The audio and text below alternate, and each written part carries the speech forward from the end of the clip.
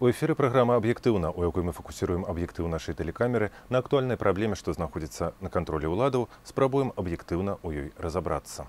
Вось і пачаўся новы навучальны год. Нагадаю, што сёлета ў вобласці за парты селі 112 800 вучняў, а прынялі іх 344 школы.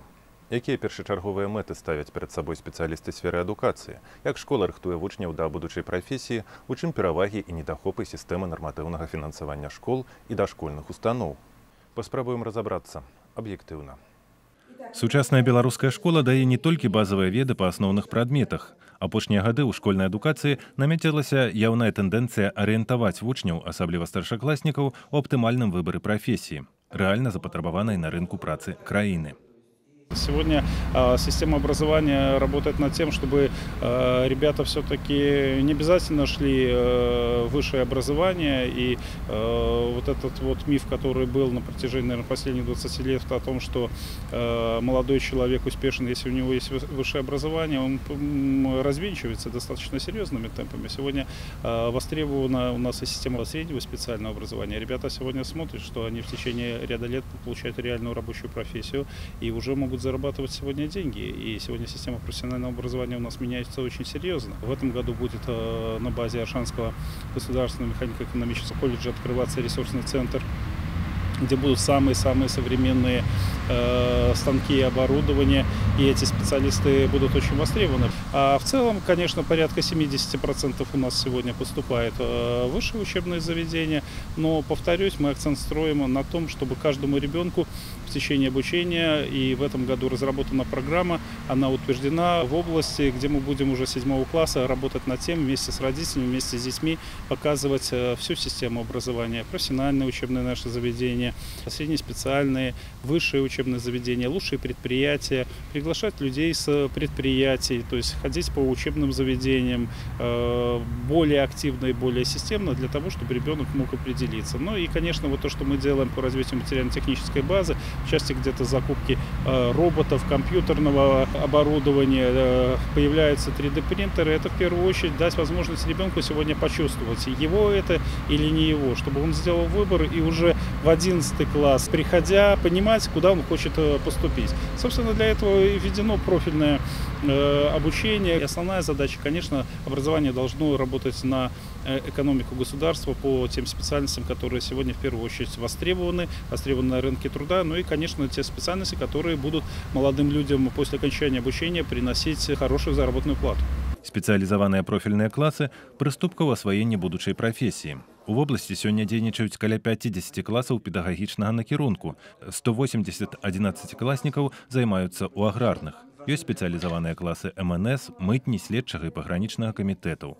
Сёлета ў некалькіх школах з'явятся спортивные профильные группы. Мы за то, чтобы все классы, которые есть, аграрной, педагогической направленности, они формировались с учетом реальной потребности. То есть не должно быть ничего искусственного. Если такая потребность формируется в определенном городе, в определенном районе, то такая возможность есть. Эти ребята смогут учиться в этом классе. И основная задача – это все-таки подготовка их к работе по спортивной направленности. То есть в дальнейшем они смогут, ну или хотелось бы, чтобы они связали свою судьбу со спортом именно уже в качестве тренеров-преподавателей детско-юношеских спортивных школ. В области сегодня 29 классов аграрной направленности, в них обучается 179 учащихся. И впервые мы в прошлом году их создавали, большой комплекс работы с нашей ветакадемией был проведен именно по методическому блоку, изучению совместно с управлением образования, неоднократно приглашали и специалистов, которые занимаются этой работой. И в этом году эта работа будет продолжена уже немножко на другом уровне. Ребята сейчас обучаются уже в 11 классе, и они будут поступать, мы надеемся, в большем процентном отношении в высшие учебные заведения, которые работают в сельскохозяйственном профиле. Яшчэ одна галіна, для якой кадры плануецца рыхтаваць ужо са школьнай пары – IT-сфера. Мы приняли решение, что могут появиться профильные классы айтишной направленности. В прошлом году этого не было. Кроме этого, мы приняли решение, что узаконили факультативы по военно-патриотическому профилю. У нас появились аграрные классы. В этом году первые появятся спортивно-педагогические классы. Поэтому, пожалуйста, мы в этом направлении открыты, готовы работать и инициативу с мест будем поддерживать. До речі, адукацыйная галіна Віцебшчыны актыўна супрацоўнічае з беларускім паркам высокіх тэхналогій. У вобласці сёння рэалізуюцца 4 сумесныя праекты. Витебская область для нас является одним из важнейших партнеров. Практически, если сказать честно, мы все свои интересные инновационные пилотные образовательные проекты запускаем в первую очередь в Витебском регионе. 4 года назад это были проект с компанией Intel по «Один ученик, один компьютер», когда ряд школ, учащиеся первых и вторых классов, получали компьютеры прямо с первого класса, и мы обучали преподавателей, как интегрировать современные образовательные электронные технологии в образовательный процесс. Сегодня в Витебской области реализуются 4 основных образовательных проекта парка высоких технологий. Проект, который мы ведем совместно с Министерством образования, называется «Программирование. Вторая грамотность». В рамках данного проекта со 2 класса школьники в любой школе могут приступить к изучению языков программирования. Это достаточно интересный курс, он творческий курс. И до 6 класса ребята знакомятся с основами, учатся заниматься графикой. Каждый 3-й учащийся, который сегодня участвует в этом проекте, а всего по Беларуси их более 30 тысяч, это ученик из какого-то учреждения образования Витебской области. Инновационные школы, с которыми мы сегодня реализуем проекты: Ворши, Докшиц, Глубокое, Новополоцк, Лиозно, Витебск и другие города. В этом году мы запустили уникальный проект. Этот проект идет пока в пилотном режиме. Это программа «Информатика без розетки». Мы планируем апробировать ее с дошкольниками. Это воспитанники учреждений дошкольного образования в возрасте 5-6 лет. И если получится, данная программа будет реализовываться совместно с рядом дошкольных учреждений города Орши, то в следующем учебном году мы предложим данный проект практически для любого заинтересованного детского садика. Новые проекты, якія специалисты ПВТ пачынаюць сёлета, перападрыхтоўка педагогічных кадраў. Те люди, которые занимаются информационными технологиями, должны постоянно что-то учиться, обучаться. Поэтому сегодня совместно с Витебским областным институтом развития образования мы активно ведем подготовку школьных учителей по дистанционным курсам. Мы запускаем в этом году отдельный курс по повышению квалификации всех учителей информатики. И я думаю, что по окончанию учебного года те учителя, которые пройдут обучение, они успешно будут интегрированы в образовательные проекты парка высоких технологий.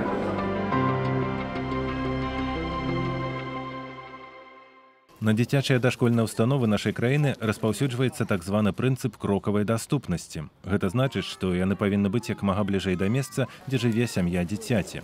Норма ў вобласці вытрымліваецца не ўсюды. Таму ёсць неабходнасць пабудаваць яшчэ як мінімум 9 дзіцячых садкоў. Мы разработали программу. Эта программа утверждена председателем облсполкома. Нам необходимо строительство 9 дошкольных учреждений. На данный момент это во всех наших городах, в Поставах, в Лепеле, в Миорах. Но на сегодняшний день изыскиваются источники или различные прорабатываются варианты для того, чтобы приступить к строительству. Што да школ, то новыя будаваць у вобласці сёння няма патрэбы. Існуючых навучальных устаноў дастаткова, каб прыняць усіх вучняў Віцебшчыны. Адзіная ўзводзімая зараз школа ў мікрараёне Белева абласнога цэнтра прыме дзяцей 1 верасня наступнага года. 47-я школа в Белево сейчас находится в готовности порядка 70%. На 2-м блоке активно ведутся отделочные работы. На 3-м блоке также ведутся отделочные работы. В 1-м блоке сейчас прокладывается электрическая кабельная продукция, а также вентиляционные системы. В октябре будет подано отопление. Значит, внутри школы раскинуты сети отопления и завершен тепловой пункт. Сейчас активно ведутся работы на бассейне, где предусмотрено 2 чаши. Одна размером будет 25 на 10 метров, а вторая для взрослых детей и для более и для младших классов размером 10 на 8 метров. Бассейн планируется коробку возвести к концу октября 2019 года, чтобы также на него подать отопление и в зиму войти уже с отделочными работами и благополучно сдать объект к сентябрю 2020 года.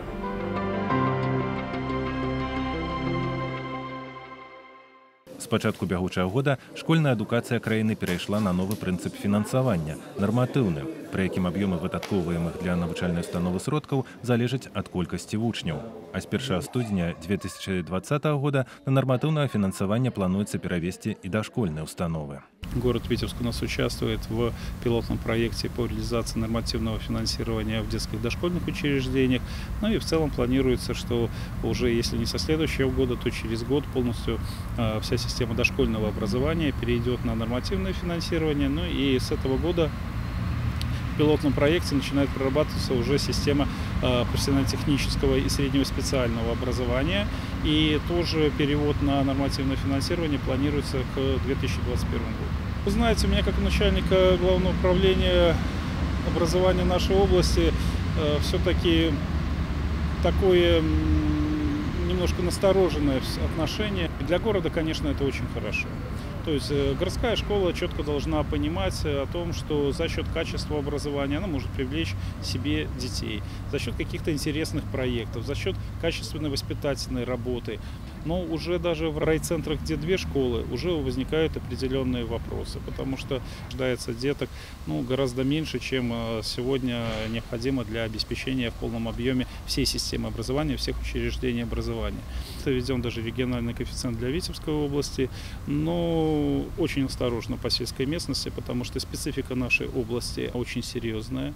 Как бы мы ни говорили, что в стране регионы приблизительно одинаковые по всем показателям, но по плотности детского населения мы одному из регионов уступаем в 3 раза. Учреждений у нас меньше, школ, скажем так, охват территорий гораздо больше. И это заставляет нас определенные моменты, конечно, очень тревожно смотреть, потому что увеличивается расстояние подвоза детей.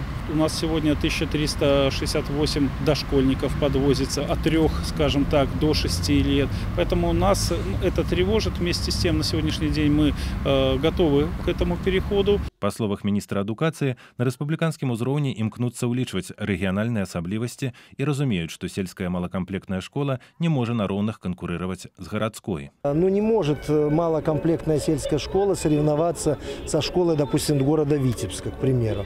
Почему? Потому что мы же не можем там, допустим, в школе, где есть определенное количество кабинетов, площадей, сказать, пол школы будет задействовано. То есть мы все равно эту школу должны содержать, ее надо отапливать, ее надо освещать, ее надо убирать, ремонтировать при необходимости и так далее. Поэтому здесь должна быть выстроена такая рациональная структура. Есть коэффициенты, которые должны корректировать эту работу, то есть повышающие коэффициенты.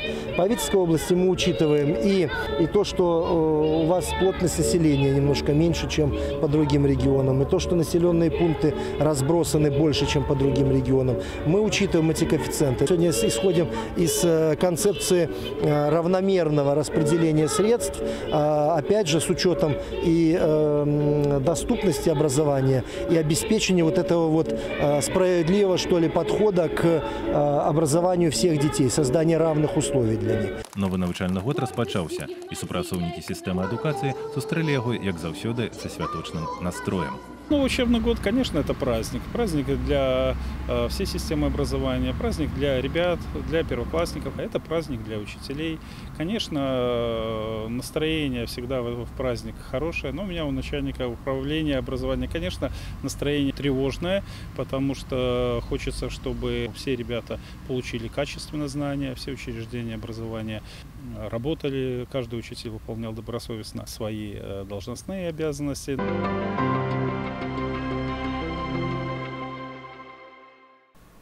Будем спадзявацца, што навучальны год будзе плённым і для настаўнікаў, і для вучняў, якія з ахвотай паўдаюцца новымі ведамі. Першакласнікі хутка адаптуюцца да новых умоў, а старшакласнікі беспамылкова вызначацца з будучай прафесіяй.